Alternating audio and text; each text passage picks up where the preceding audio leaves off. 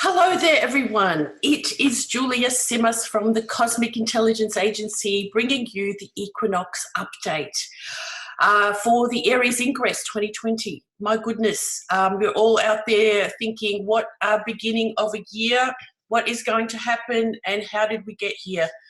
But in order to explain astrologically where we are, where we've been and where we're going, I have with me a few other fabulous agents today, which I'm going to unmute and unvideo. What's the word? Agents, are you out there? Please unmute yourselves and show us your video. I'm here. Excellent. Agent 17, Agent 116, Agent 144, where are you? And I'm here. Agent 97, Gaisheda, where, let's unmute you. Have we got that the host has stopped it. So hang on, let me ask to start video. There we go. So some very special agents here today. I'm going to start with one that you haven't met yet, although the astrological community has been let's say, knows about our fabulous Agent 97, Gaisheda Kheawok. She is a shaman from Canada, an earth worker, a therapist in so many ways. Gaisheda, welcome. We are so glad to have you in amongst us. thank you. I'm really excited to be here, Agent 97, reporting for duty, and very excited to be part of the Cosmic Intelligence Agency.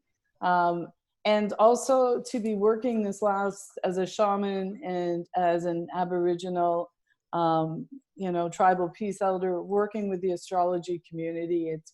It's been a real pleasure getting to know all you and being able to share. You've been so fantastic at so many conferences that you've opened, let's say, opened with your singing and your drumming and bringing in the directions of the earth and stuff. And after I introduce the rest of the team today, Gaisheda is going to begin for us with a little opening and tell us more about what this equinox energy is all about right now. You're getting a lot of downloads, you said. I can just imagine. So we're looking forward to that. Next, I'll introduce Agent 116, Kelley Hunter. Kelley, thank you for being here. Kelley is in Vermont, USA. She is an amazing astrologer and mentor to many of us, having written many books, and probably one of the most ones we know about is the one on Black Moon Lilith that we all read because there was nothing way back then. And Black Moon Lilith is very prominent this solstice, so we're really looking forward to hearing from you today as well. So thanks for being here. Next, Armand, I'm just going around the circle of the images that I see, but we all sort of see a bit differently. Alex, if you're typing, you have to mute yourself. Anyway, Armand, welcome, Agent 17. Now, Agent 17, Armand is our Mars correspondent, I call him. But he's been with us for many years and a real good backup to me in many, many times of developing the CIA and keeping it going. So thanks, Armand, for being here again. I love it. You love it. Excellent. And Alex, last but not least, of course, Alex Trenoweth, who's also, again, I have to commend you on your interest in the CIA, being a great backup for me, an agent that's everywhere, although you've been really contained now, haven't you? I am well and truly grounded. I've been put on the front line of the coronavirus, teaching in schools. We're not shut down here in London. I'm still going to school every single day teaching. So I will probably be dead soon. So don't you say no, I'm just kidding. I'm not going to be dead. No, it's okay. It's okay. We're fighters, us agents. Yeah, right. We're tough. Well, look, we're surviving, and we've got the whole 23-degree Capricorn is our ascendant, as I've said many times. So, it's been tough. There's a lot more, although I always say the mission's working so we can retire now. Astrology's everywhere. And that was our mission, from when we started 12 years ago online, was to really promote astrology, in the world, and not just sun sign astrology, but let's say intelligent astrology. And it's great to see, and I'm just kidding about retiring, but you know, in a sense, this Saturn Pluto that has come in at the beginning of 2020, we always knew was going to be some kind of threat, didn't we? We wrote about it, we all talked about it, we knew that there was some kind of threat to the system. And this virus, coronavirus, has now shifted the economy, the travel, the containment. It's probably bigger than what we thought. What do you think? Is it bigger than what we thought would be? The Jupiter-Pluto conjunction, I think, is more of a threat. And it happens every 13 years roughly, but it's making a mountain out of a molehill. So we have the biggest planet of our galaxy conjunct the smallest planet or non-planet of our galaxy, and one is a sky god and one is the god of the underworld. And so we have these two meeting up together, and it's actually opposing its position when Pluto was discovered. So we come away from this conjunction being in Cancer, and now we're in Capricorn. So, you know, I think, you know, it's very challenging times. In 1930, when Pluto was discovered, of course, we were in the middle of the Great Depression. And now we are going through some really tough times. So actually, I see the Jupiter-Pluto conjunction as being the bigger threat. Mm-hmm. It seems to me to be more encompassing. It's more, it covers more area. Right. And yeah, affecting all, and the travel part of it, Jupiter as well. The travel, and I don't know about you guys, but I've been praying an awful lot recently, you know, the Jupiter to do with prayers and things like that. And just the overall status of the world, you know, when Capricorn, you know, it's really changing, and it's scary, and it's.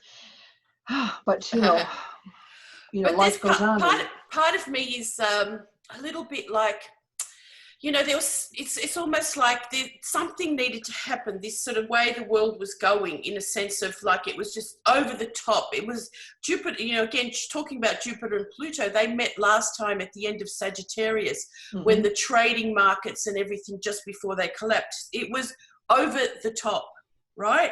So we're going over the top. There was the whole climate change threat that we thought that this, you know, Capricorn stellium very much related to as well. But now, you know, 13 years later, they're meeting again, and we are looking at this as though it's a readjustment. It's a big readjustment, like it was to, you know, with the GFC, the what's it called? The Great Financial Crisis. Can't remember. We're hitting the reset button. Yeah, what we're doing. Yeah, and Saturn and Pluto is the reset button anyway. You know, that's a new beginning. What has to go, and here we are. This is it. We're living it. Yeah. Well, I think Saturn and Pluto, you know, they meet every 36, 37 years, depending upon, they set a tone. And you would think about that normally as being sort of like a background kind of sound. But then you have Jupiter, and in fact, you have Mars coming in, sort of triggering and bringing things to happen much faster than you would have otherwise. Yeah. And Armand, I remember at the symposium that we had in January, you did a talk on Saturn and Pluto and how it affects the individual. And you talked very much about, well, Pluto represents the masses, and, you know, the further out we get with the archetypes, let's say, they're almost like they affect us more and more, don't they? Which Kelley, you'd respond to with that. But and I remember you talking about the masses, like everything's getting too close, and it's almost like now we're being separated. Like there's so many people on the planet, and now we're kind of, you know, it's very Saturn and Pluto. So how about Saturn into Aquarius? Social distancing. It's the perfect word, isn't it? Like all these words coming in, social distancing. Saturn in Aquarius, yeah, here it is. It's a whole new vocabulary coming to us. Yeah. So we'll talk about this all a bit more later, but because Gaisheda is, you know, she might have to go, and we want to open up now, let's say with her beautiful words and expertise on the earth at the moment. So let's all turn our videos and mute ourselves, and we'll just see you for now, Gaisheda, okay? Okay, well, thank you very much, and Really appreciate everyone's comments, and I'm hoping to hang in as long as I can, and very excited to be here. First of all, I would just like to reflect that in the tribal prophecy and in tribal astrology, we've been talking about this time for a long time, and we have known that it is coming. And so we've been, we talk about this time where we move from the fourth dimension into the fifth dimension. And this is the time of the prophecy.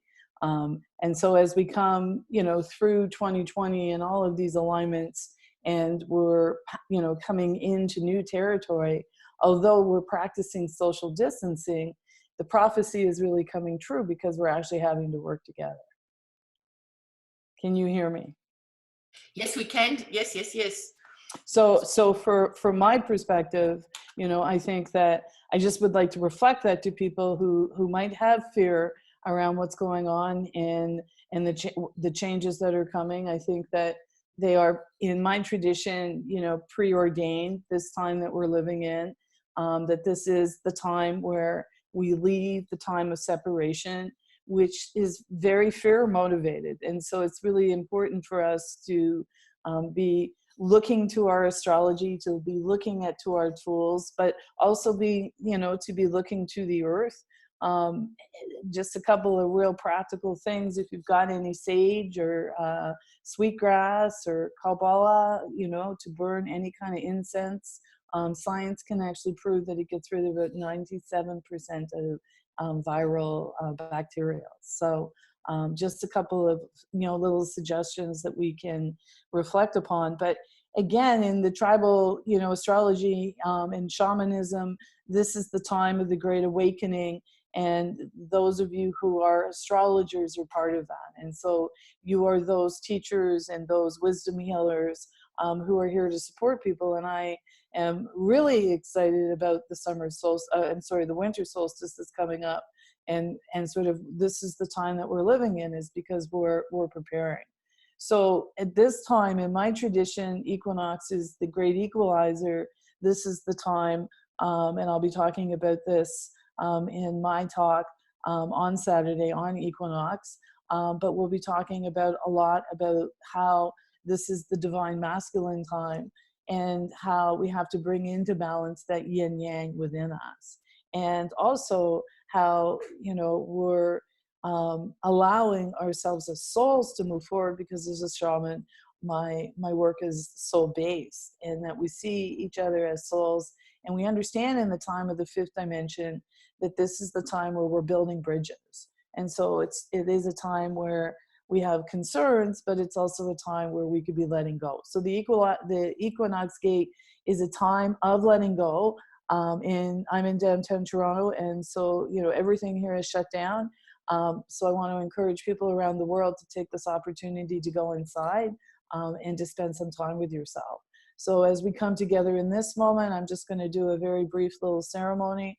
I'll be doing a larger one again in my workshop. This is my first time joining all of you today. So I trust that you can hear me and that we can do this together.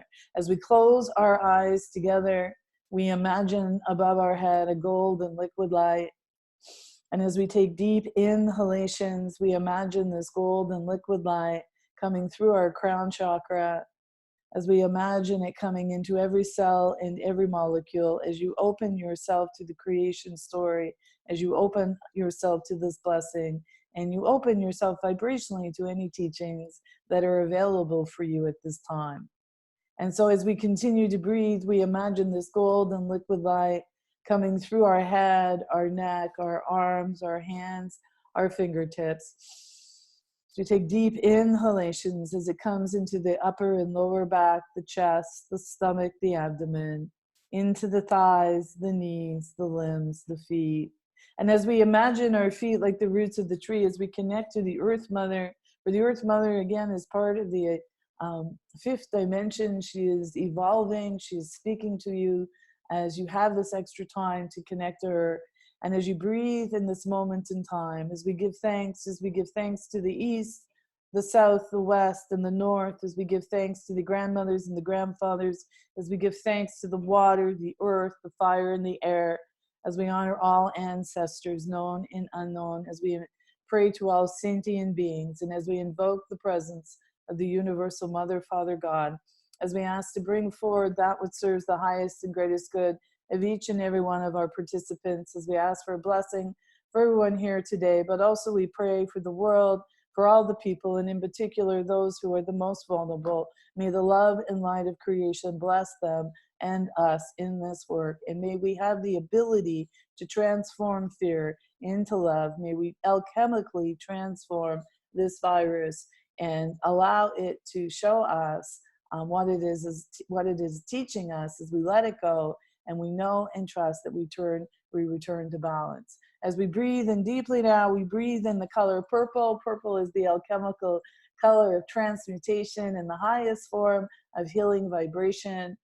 And in these changing times, as we bring that energy into our physical, mental, spiritual, and emotional selves, I offer you this song, From My Heart to Yours. Yeah,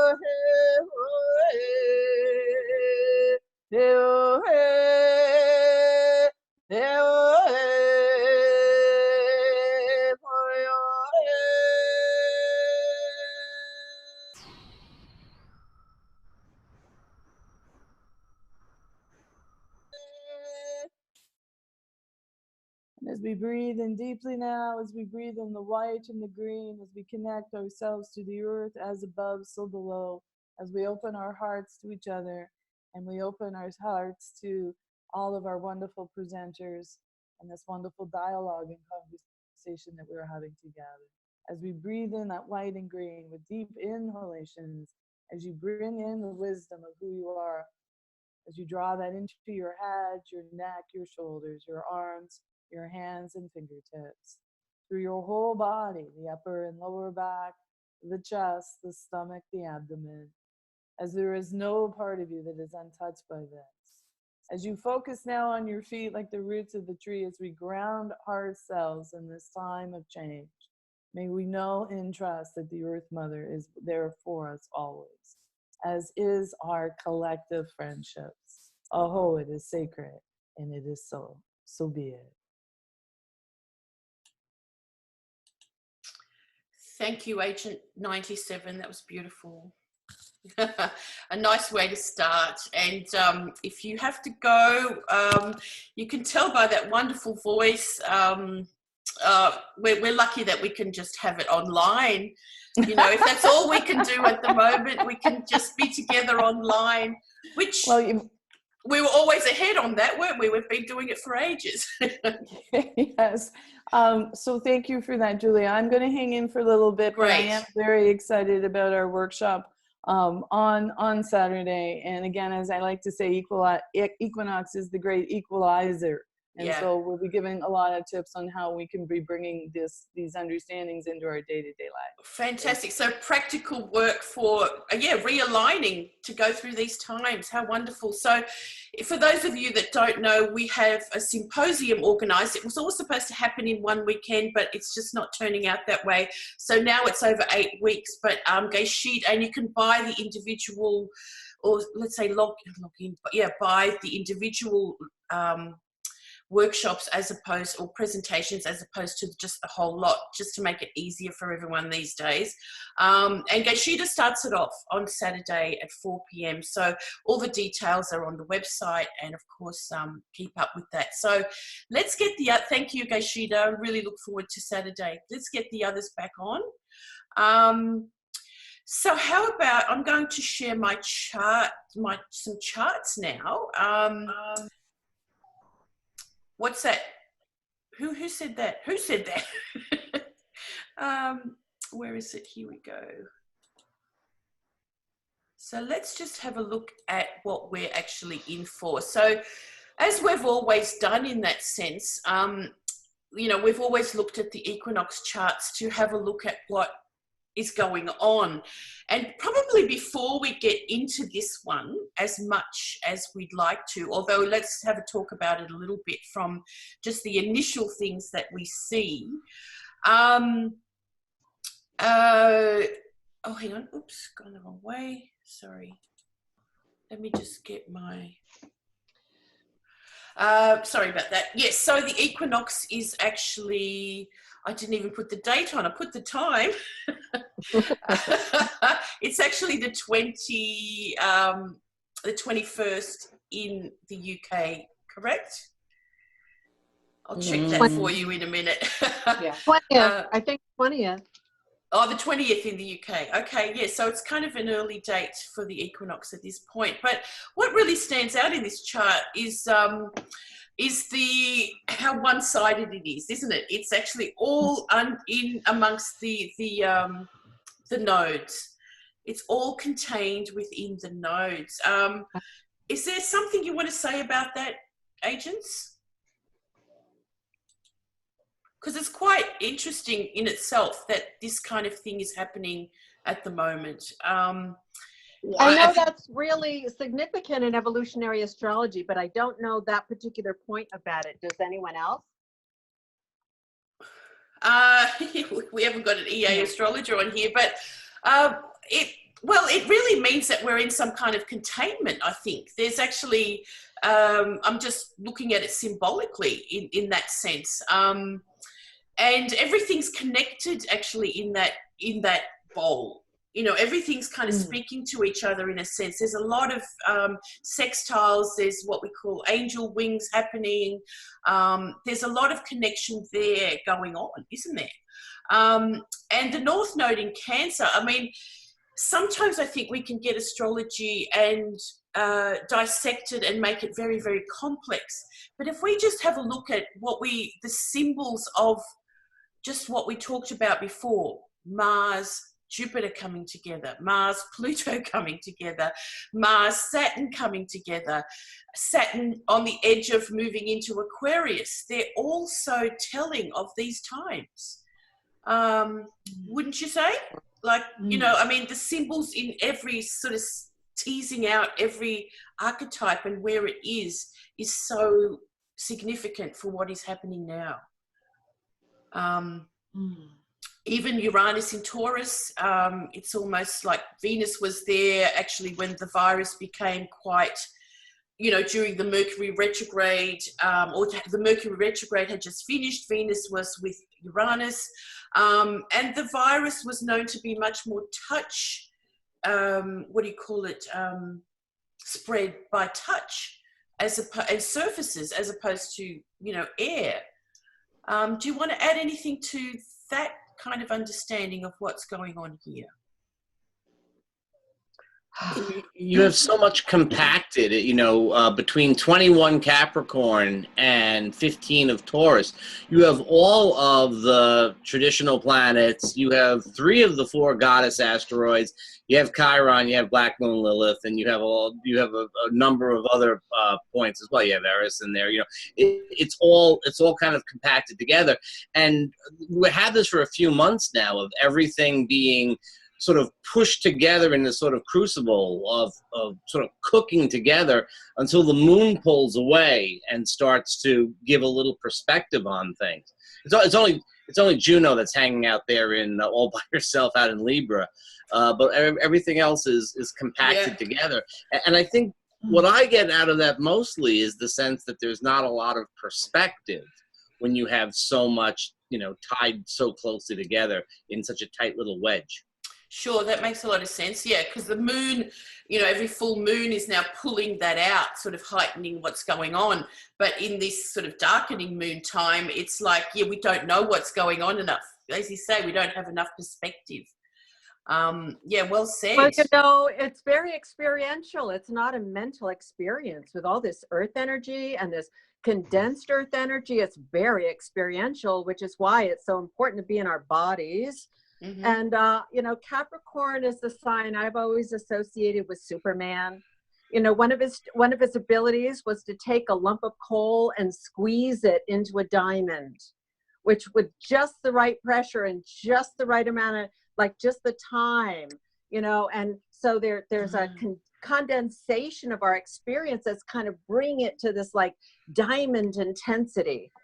Ah, nice.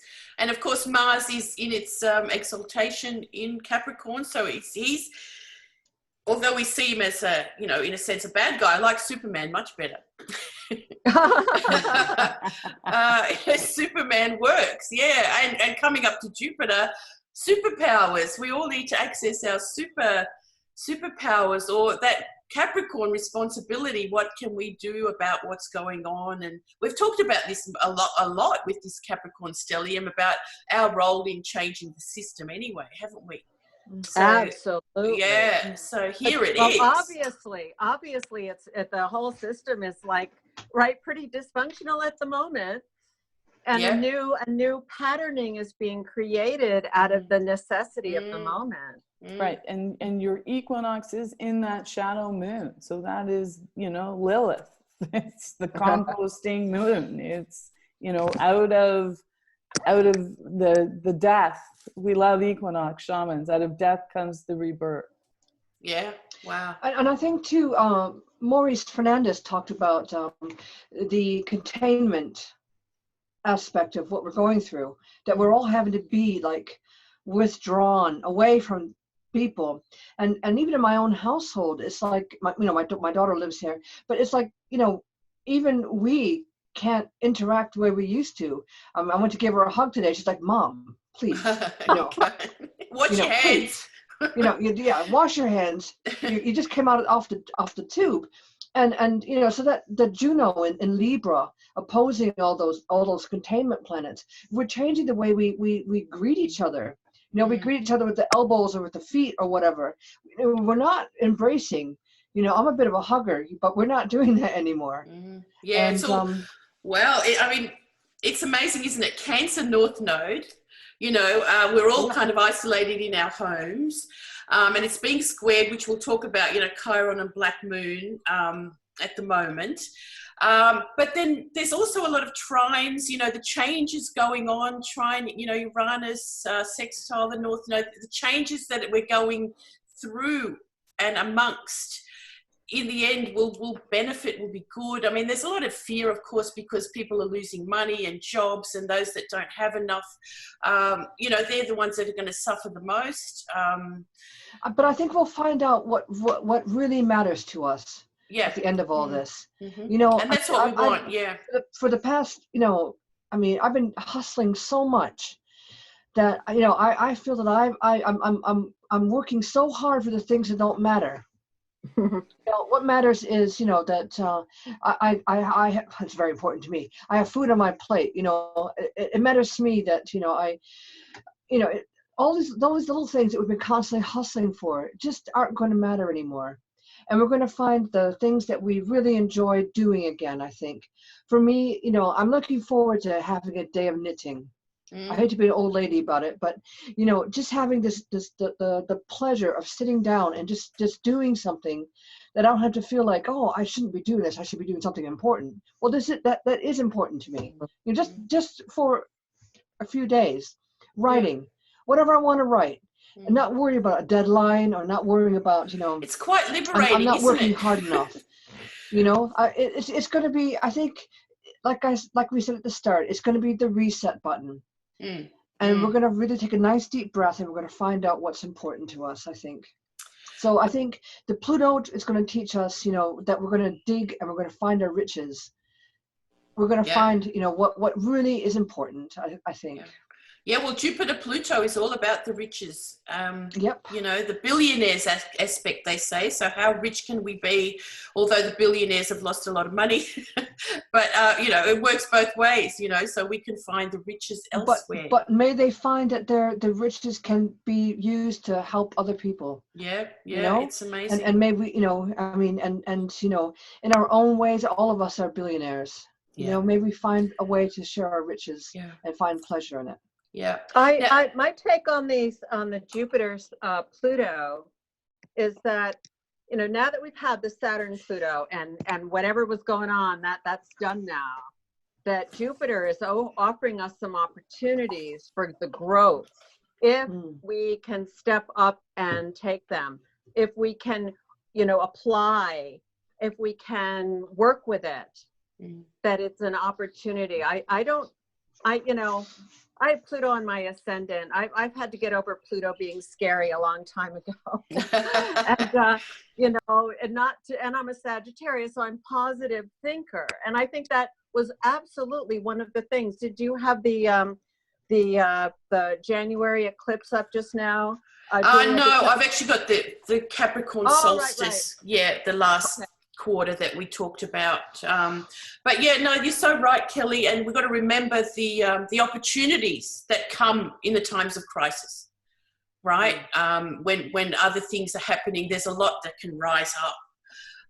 The reason I wanted to just go back to the Capricorn solstice, because Armand and Alex, you were with me when we did and talked about this one, but just have a look at this chart, and a moon in Scorpio, Venus square Uranus, plus all that Capricorn, you know, and the eclipse that happened with Jupiter, Saturn and Pluto, and the spawning of this virus, as well as Mars in Scorpio. When, of course, when you look back in hindsight, you can kind of see these, just Venus square Uranus in Aquarius has a lot to say about these last 3 months to me.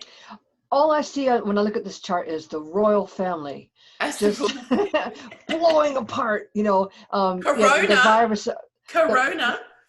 Yes, I've got the crown. Yes. I thought about that. And of course, the Jupiter Sun eclipse that happened just after this as well, you know, that Jupiter's royalty and stuff. And then, of course, Meghan and Harry, what they've done. So keep going. Well, I mean, we're coming up when I believe it's 6 degrees Taurus is when the last abdication crisis took place. I know the royals, the British royal family isn't out of the woods yet. There's more to come on this story, and I think it'll be in a few months when Uranus is exactly at the same degree it was when the abdication crisis of the 1930s took place. And you know, so there's tons more to come, and the eclipse falls on William's sun in June. Okay, so 21st of June. So you know, so I you know, there's going to be a lot more to come with the royal family, I think. Yeah. Talking about eclipses in June, there's a lot still coming up in this year. You know, like we always said, you know, we begin in January 2020 with such a lot of things. But I mean, just these last 3 weeks, now a couple of weeks ago, Mercury retrograde, it went over the world point, right?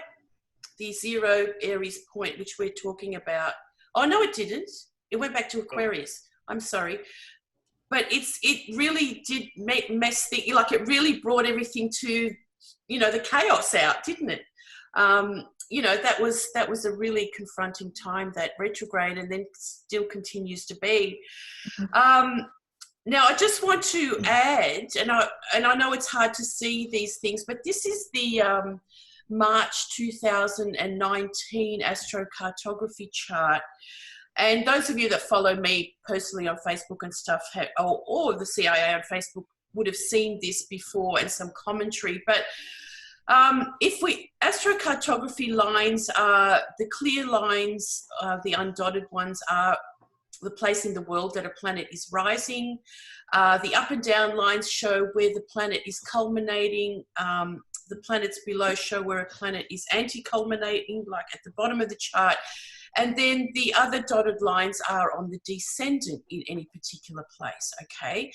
And it's been a tradition to look at the astrocartography for Aries ingresses, or any cardinal ingress, as we call it, Aries, Cancer, Libra, and Capricorn. But I looked back at this chart, and I think I've got the actual chart. Let's have a look at the chart so you know what we're looking at. We had Mercury retrograde at the beginning of the year last year, you know, our zodiacal beginning of the year. Mercury conjunct Neptune retrograde. In Pisces. In Pisces.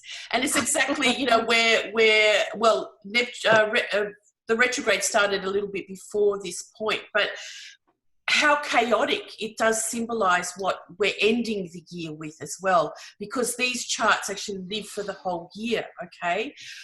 Here we have Jupiter in Sagittarius, very strong in Sagittarius, and we kind of, it's interesting, you know, that all this grounding is taking place of air travel and that type of thing as Jupiter goes up to Pluto and Mars is there. But here we have, you know, Jupiter in Sagittarius, a big sort of signal there.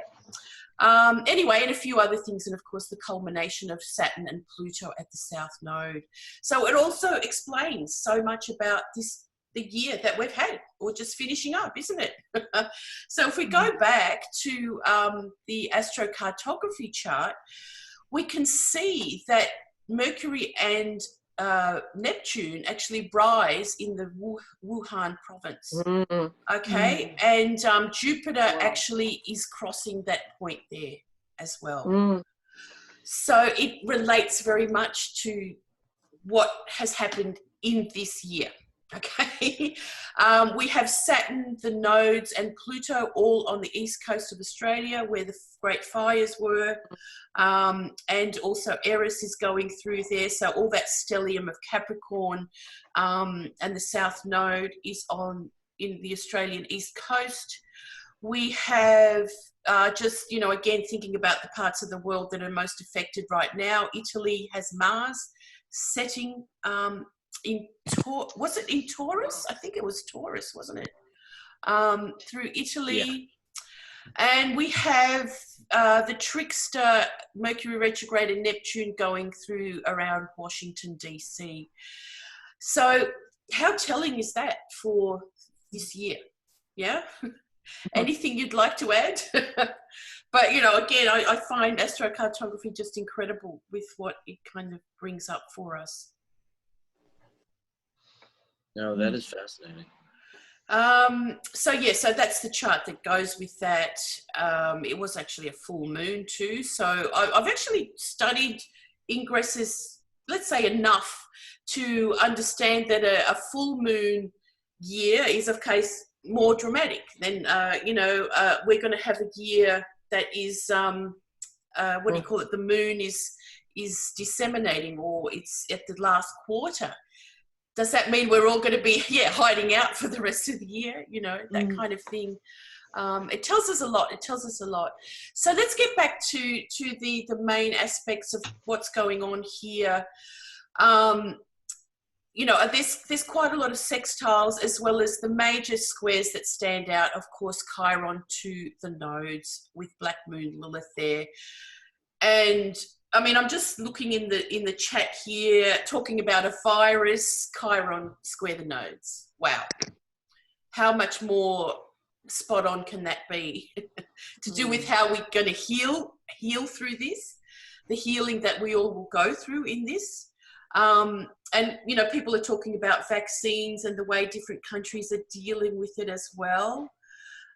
There's so much going on in that department.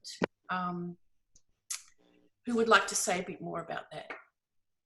I would. Yeah, great. I would. One of the things that I remember hearing Michael Luton talk about, the fact that the nodes of the planets, both Jupiter, Pluto, and Saturn were in Capricorn. The nodes of the planets, the south nodes of the planets, and we got the lunar south node in Capricorn. And so this is that what I said? Did I say that right? Yeah. I had a lot of thoughts tumbling in my head. So the South Node is bringing up something that is coming from the past. And with all the planetary nodes there, I've been thinking about all the unhealed history in different parts of the world and in our own individual, I don't know, shall we call it ancestry or lives, or that is also coming up. And this is one of these healing crisis moments. This is a tipping point I'm so glad we started with a beautiful shamanic song and prayer and blessing, because that's the best of Chiron. And that it's conjunct, you know, in the same degree as the Black Moon.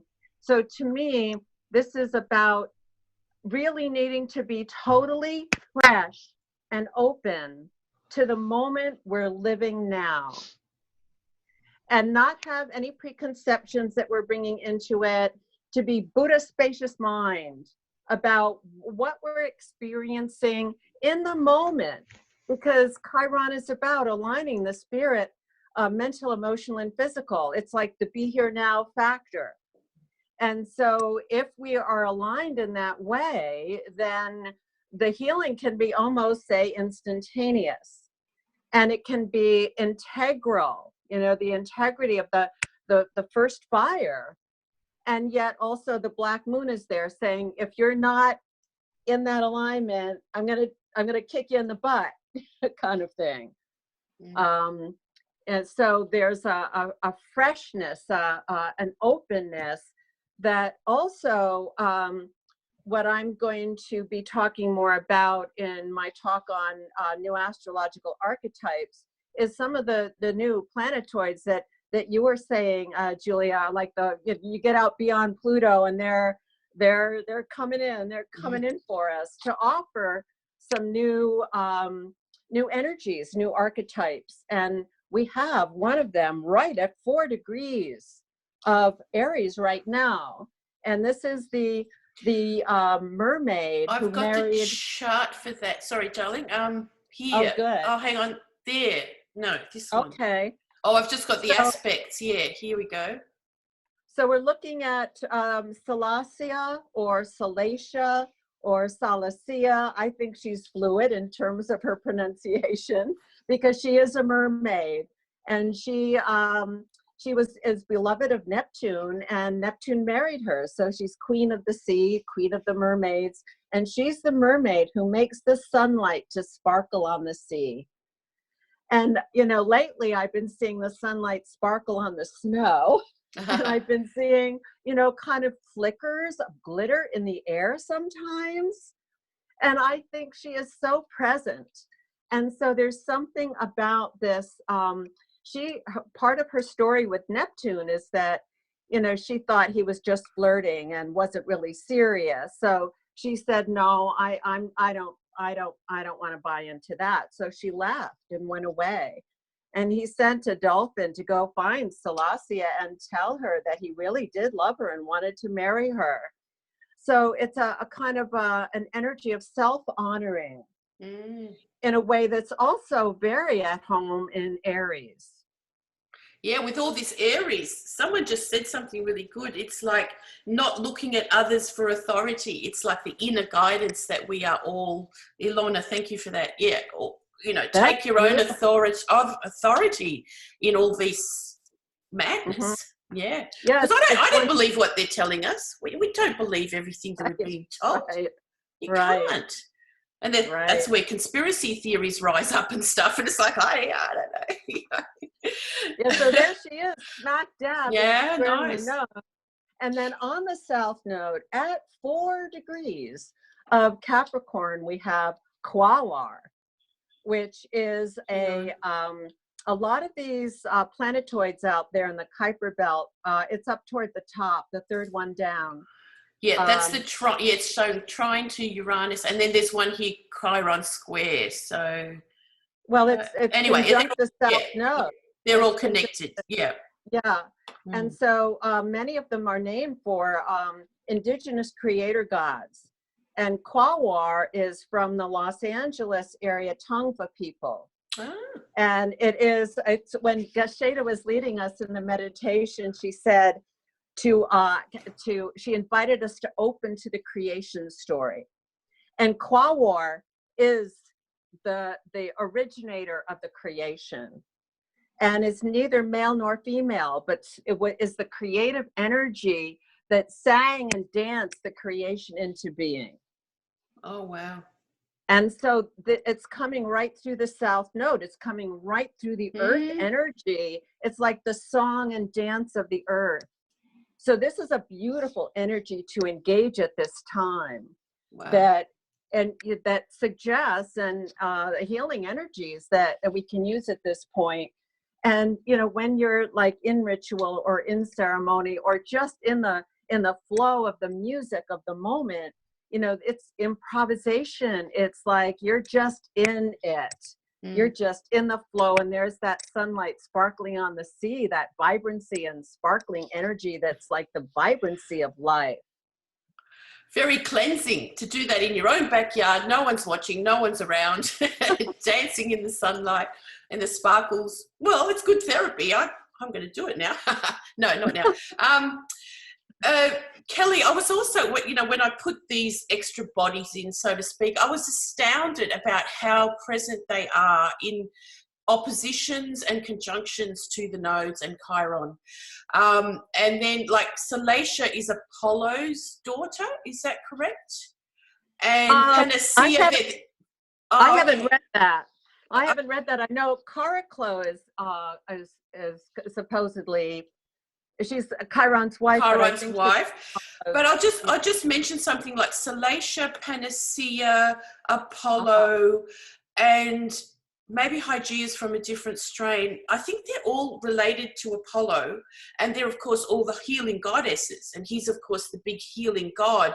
Now they are all connected here. If you look down the line, Salacia by square to the nodes. Pholos, it also, interestingly, I don't know enough about Pholos. The infection, right. He's about infection, isn't he?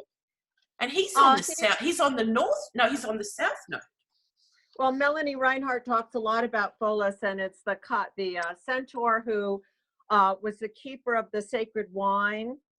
And when, there was that big party and Hercules talked him into opening the wine, and then all the centaurs got drunk, and then Chiron got wounded. But so he was the fault of the wounding kind of thing.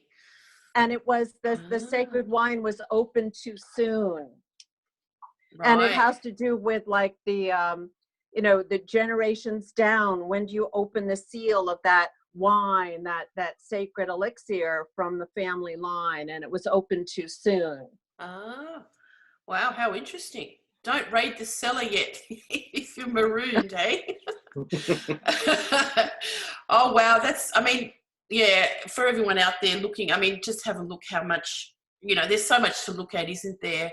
Actually, it's almost too much. It's too much, I know.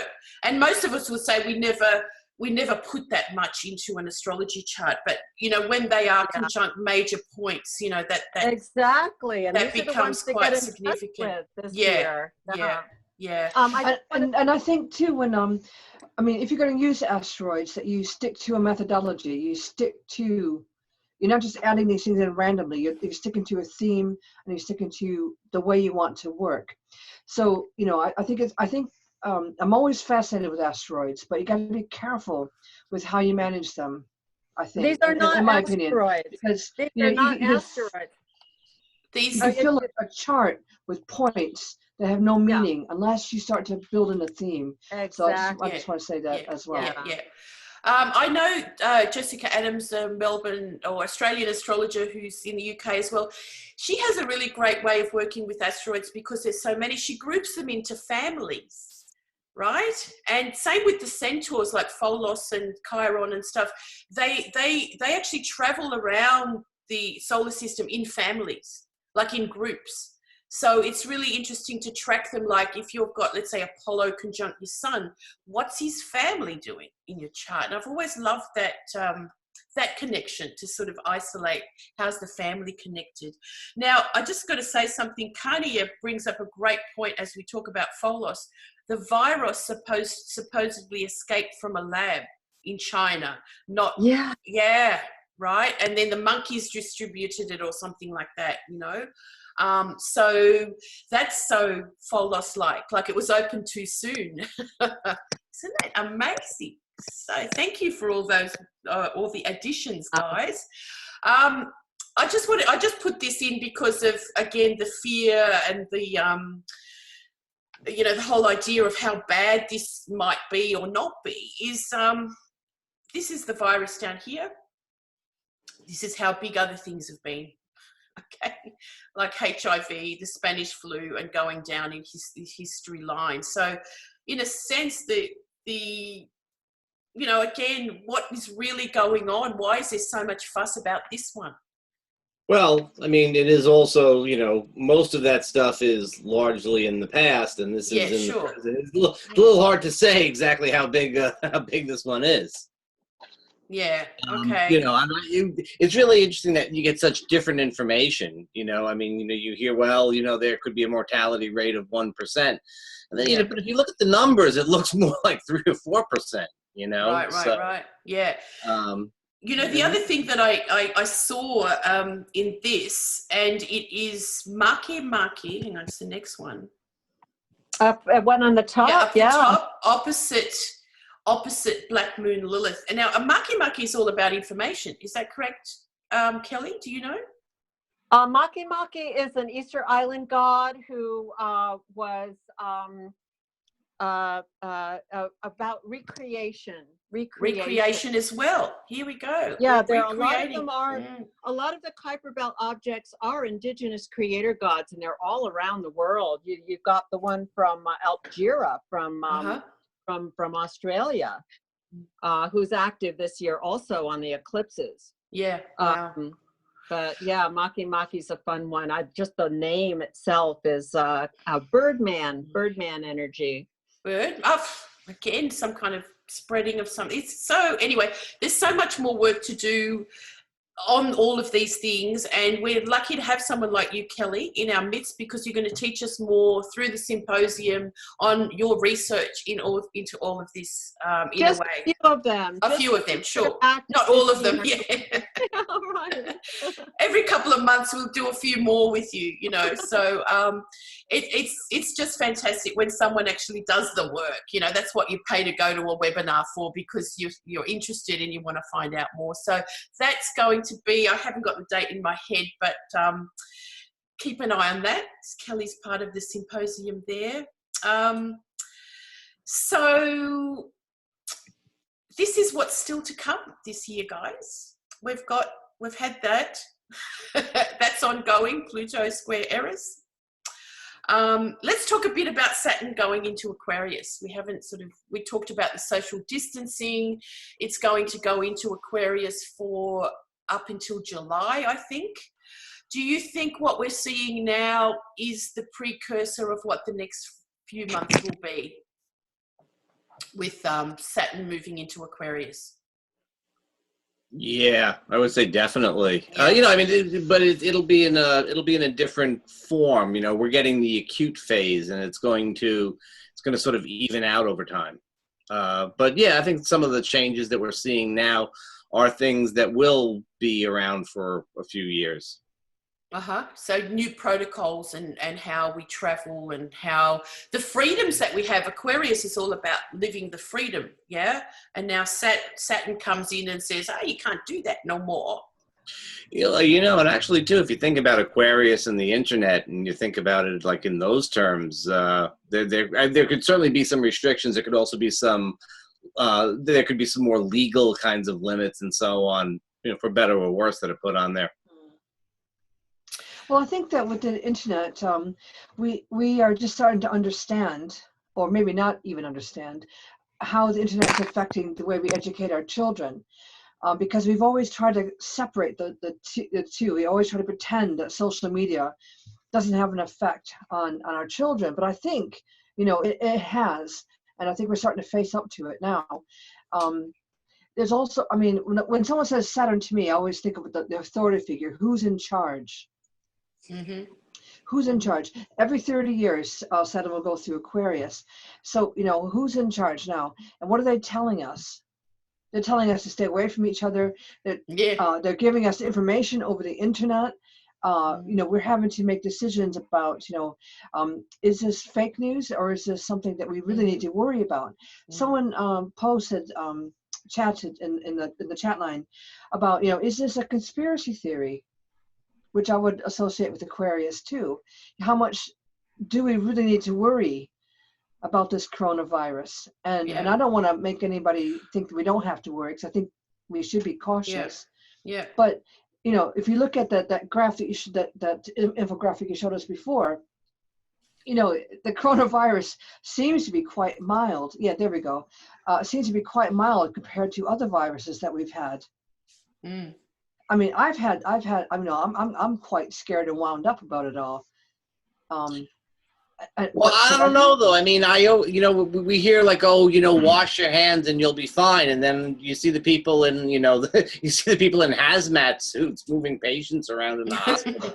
You know, it seems like you're getting kind of mixed. Don't touch your face.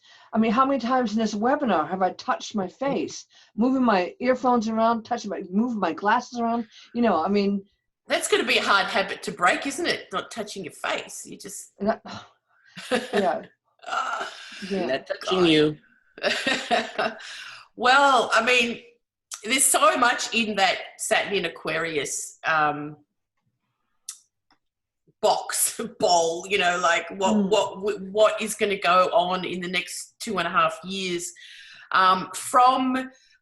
There's always the opposites, isn't there? There's always the new kind of regime that's, let's say, good and positive, and then the other that is restricting, and we can't do that anymore. You can't, you know, find that in the shop. I don't know, you know, whatever. It's not going to be as it used to be. We know that already. It's just not as. Yeah, what I want to know is, you know, I mean, my first worry about, you know, everyone's worried about toilet paper. I'm worried about gin, right? Yeah. I'm worried about gin and beer and things like that. Toothpaste. I'm not worried about these little minor things, you know. We don't need food on my planet, a girlfriend always used to say. Yeah. Toothpaste is what I've stocked up on. Toothpaste, well, and a little bit of gin, but toothpaste mostly. Well, this is now where we have to do the work to be the alternative. This is Saturn, work, alternative Aquarius, to, you know, have our little veggie patch going, you know, all those things that actually we've talked about for years in a sense as well, you know, get self-sustaining, right? So Very Uranus in Taurus. Uranus in Taurus, sustainable, what's going to work for you, be independent from the market, right?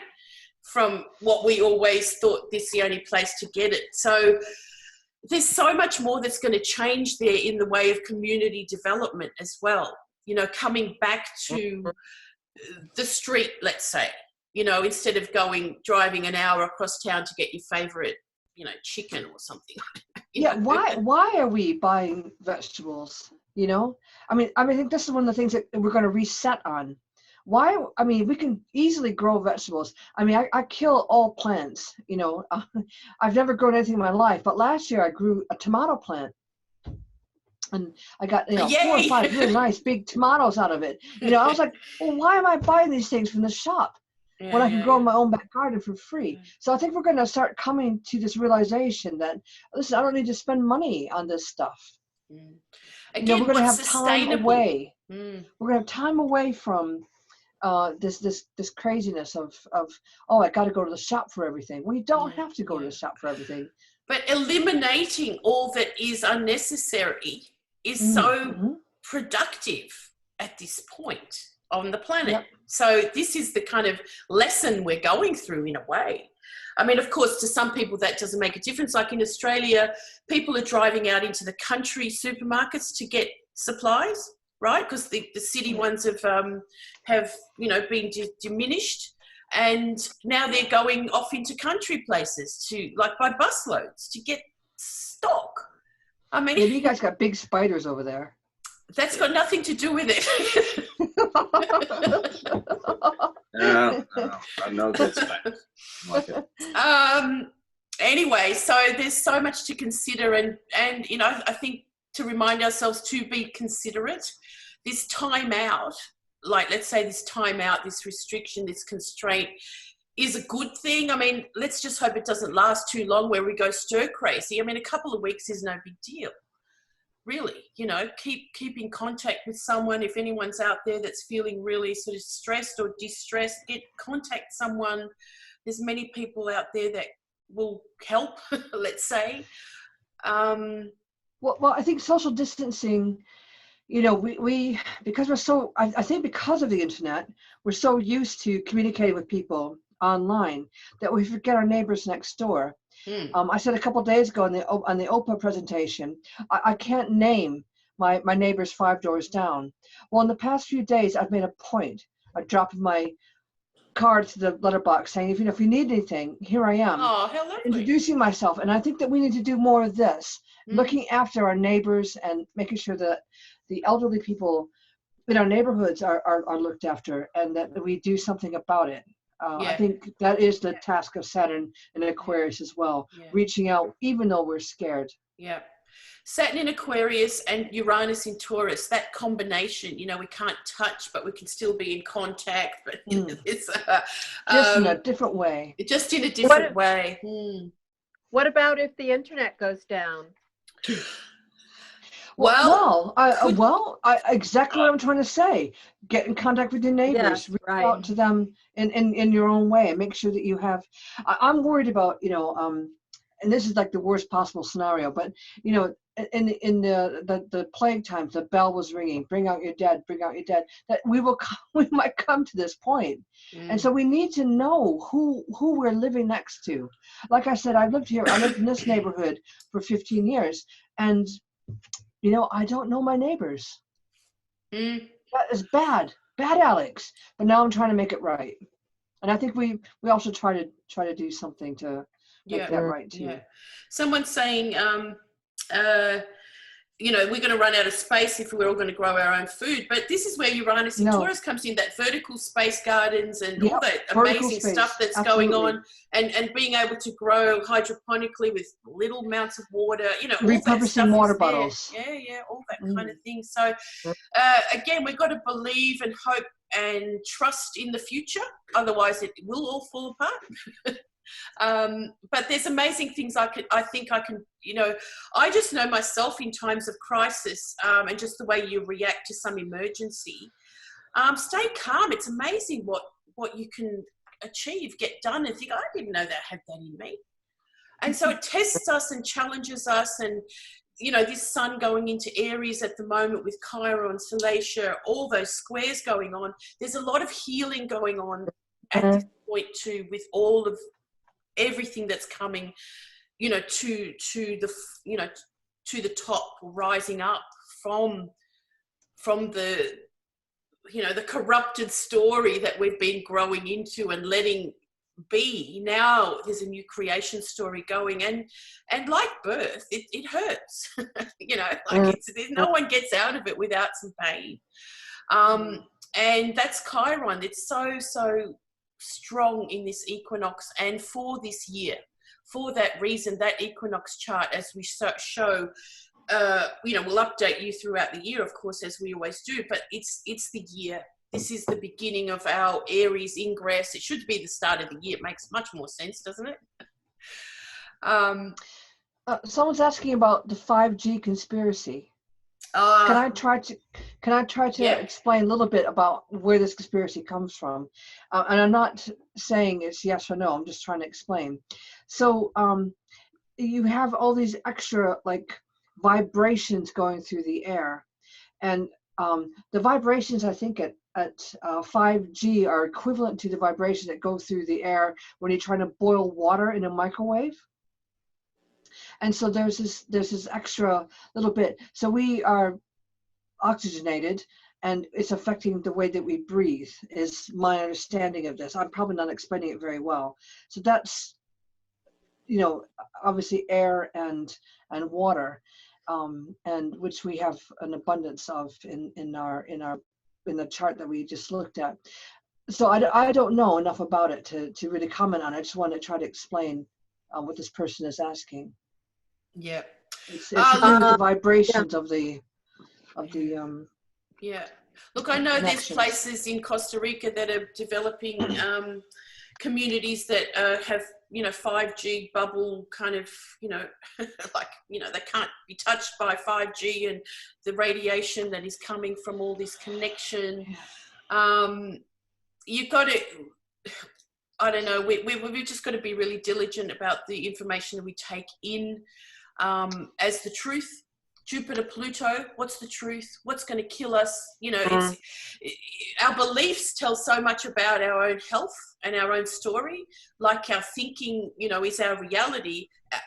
In astrology, Jupiter and Mercury are opposite, like, rule Gemini and Sagittarius, where the nodes are heading, right? What we believe is the truth and how we make that the story of our reality is going to be our reality. You think this is going to make you sick? It probably will, right? You believe it's going to make you sick, it's going to make, I don't know. That's how I am. You know, another thing to remember that I remind people about all the time is we're in an area of the galaxy right now where we're getting these huge plasma, photon waves, whatever they are. And there was one just a couple of days ago that really ramped up the Schumann resonance of the Earth energy. And so if these waves are coming in, bringing more light, and the Earth is, you know, kind of evolving with that, and we are necessarily evolving with that. So there's something about our energetics that are also being, you know, kind of illuminated in a way that can, as Gaisheda said at the beginning, we're going from the fourth to the fifth dimension, according to her, you know, people's prophecy. So there's something that is enlightening, and I'm hopeful. I'm putting my eggs in that Jupiter-Saturn conjunction basket, and you know, that we're going to be able to really, you know, manage this and do it, and you know, rise to the next level. We've got to work at it, though. Yeah. And this is you know, we got to step up. We got to deal. We you know, nobody else can do it for you. We've been so used to so many privileges, and this is in a sense, you know, getting us back down to earth, you know, before we kind of go, whoa, out there. And such an interesting time. And, you know, again, looking at the year ahead, there's still so much to come. Venus going retrograde in May, and Jupiter and Pluto, they've still got there's 3 conjunctions. You know, the last one's in November. It's still very activated all year. Even though Jupiter doesn't go out till the end of the year.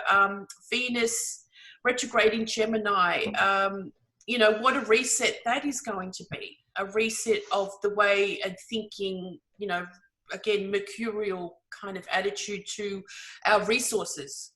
Venus, money. There's a lot of big story in that one as well. The nodes moving to Gemini and Sagittarius. Now, as I speak about all these, this is what our symposium is extrapolating on. As Kelley's going to be doing her talk on the outers, some of the outers, Laura Boomer-Trent was going to update us on the solar consciousness, but that's going to be later in the year now. Again, so many things have been disrupted. What's her name? Patricia Walsh is going to take us through the Gemini Sagittarius nodal shift, an amazing evolutionary astrologer, if many of you know. And then later in the year, Mars retrograde in Aries. Armand, tell us a little bit about that, just as a precursor, our Mars correspondent. We'll have to see. We'll have to see. That's a ways away now. We'll have to see. I know. Yeah. Make any grand statements about it, but Mars will be very powerful in Aries, and we certainly, Mars is underestimated. And I think, you know, with the coronavirus, one of the things that I when I see virusy things, I usually look for Neptune, and what I saw this time, Mars out of bounds. And Mars out of bounds was wreaking havoc all over the place. Mars in Aries is going to be, it's going to be squaring a lot of the Capricorn points, if not the planets at that time. It's going to be squaring the points. And so, you know, it's going to serve as a trigger. You know, we have a lot of, you know, the Jupiter, Pluto, the Mars, Jupiter, Pluto, the Mars retrograde. We're getting a lot of triggers to that Saturn-Pluto conjunction this year. Right. Sorry, I just got to check something here. Well, Mars also, in my research, what I saw was that he hasn't been retrograde in Aries for 32 years. Oh. How's that? Wow. because he's got a bit of an elliptical orbit. He did a retrograde in Pisces, so his retrogrades happening in the same place of the zodiac will be anywhere from 15 to 17 years difference, and sometimes there's a gap, right? So 15 plus 17, he has not been retrograde in Aries for 32 years. That's massive. And he's going to be in Aries for like 6 months. 6 months. Yeah, and 6 months in Aries, retrograde for the first time. So that was 1988. I have to do more research on that, and I'm sure we all will be hearing a lot more about what that is going to be about. One of my thoughts was that's the first time he's retrograded over Eris, in the time Eris has been around. So put your seatbelts on, guys. Yeah, well, actually, and he'll be, the 1988, you were looking at the conjunctions, you were looking at Saturn and Neptune and Uranus going through Capricorn, and so he was squaring those, he was squaring those points too during his retrograde in 1988, much as he'll be doing this time around. Right, yeah. So much more to come, but we're going to kind of wrap up for now. I just want to tell you a few things about what's coming up. All the comments, I haven't been following the Facebook comments, but Alex, if you're typing, can you please Sorry. Where does Mars hit on the astro locality? Good point. Let me go back. That is a good point. If the Mars... This is now the chart for 2020, and what we have is Mars. Let me just see. It's a hard one to see. So he's behind Jupiter here. He's exactly conjunct Jupiter. So he is going through New Zealand with Jupiter, the edge of Indonesia, through, this is on the descendant now, through Japan. He then rises over Ireland, Britain, the edge of Europe, and the coast of, what's this place, South America? And Brazil. Then, Brazil, sorry. And then here you got that stellium that we see in the 2020 chart, and coming off the left, the west coast of the USA with Jupiter, and then at the midheaven in through the middle of Iran and Arabia, of the edge of Arabia there. So good question. So, oh gosh, there's a lot coming up and a lot to be diligent about. I'm just going to play you our introduction to our next. Oh no, this is the wrong one. Uh-oh. Oh no, we're not going to play that one. About retrograde. Not even retrograde. Yeah, that's right. Those of you that did go to our symposium last January, absolutely loved it. So this one is now all themed for about the new frontiers that we are going into. Saturn into Aquarius. Gaisheda begins the symposium this weekend, followed by Sol Jonasson with Saturn in Aquarius. Followed by Maurice Fernandez on Jupiter and Pluto conjunctions. There's Easter break, and then I think we're followed by Kelley and her updates with the outer solar system, followed by Patricia Walsh, Andrew Smith on Venus retrograde, and then tying up with the connection of heaven and earth, and Liz Hathaway's research on the age of Aquarius. Amazing program. So please think about, and again, we've extended it so you can just buy one-offs as opposed to the whole thing in this time of, not a lot of money. But what the best thing to do when you're just online and socially distanced is to hook into some more great astrology from all of the fabulous agents that we have gathered. So I just want to put you all back on and wish you all the best. Thank you for being here with me today, guys. Thank you, Julia. Kelley, I just want to say, Kelley, it's great to meet you. You too. I know, very much. Thank you. And Armand, I know you anyway, but it's great to see you again. And Yulia, I love you lots. And thank you very, very much. Good to But see Kelley, you. thank you, Kelley. Thanks for your late really night great. stuff. This is great. This is the CIA is great because it brings a little different ones of us together in formations that are fabulous. Yeah. Thank you. I love that too. And everyone's got such a fantastic sort of expertise. I mean, you know, you're all amazing astrologers and have done the work, let's say, which I really appreciate. And we could be here all afternoon, but I've got to let them go. I've got to let them go. I can't make them work too hard, hey? But look, you can follow each individual agent, you know, just quickly tell, you know, I mean, if you follow me, you can find them in that sense, or, you know, any article or whatever they do on the website is all linked to these fabulous agents. And I will put that all in the thread for especially on the Facebook page. I haven't even been following that. So hello to everyone on the Facebook page listening to this. It's hard to actually, you know, kind of, see everything that's going on at one point. But, and thanks for your great insights, everyone that was online here on the webinar, because you do kind of keep us on track, because again, there's so much to talk about, so much to think about. And, you know, do more of your research, tell us about it. You know, that we have a really big Facebook group that has got a lot of information circulating there. And keep in touch. Hey, keep in touch. Yep. Let us know how you're going. Join the symposium. Again, social lockdown. Just look, you can see astrology, how valuable it is. Just even like the last 3 months and what the astrology has told us about now. I think if we didn't know any of the astrology, we'd probably be a lot more crazy. Yeah.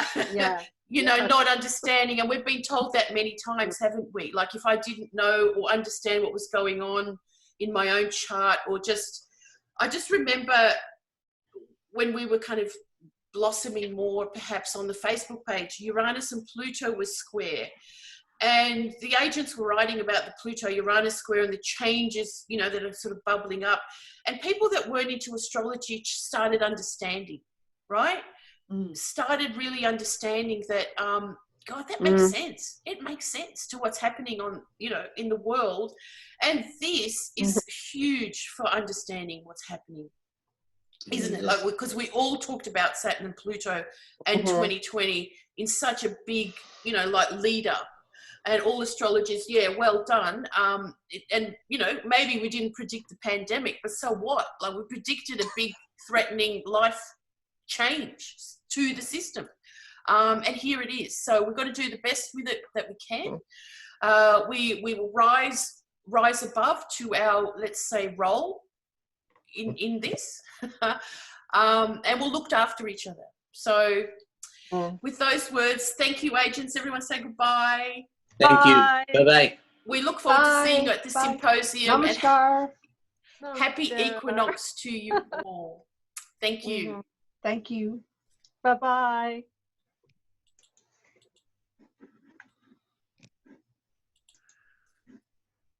Oh, hang on.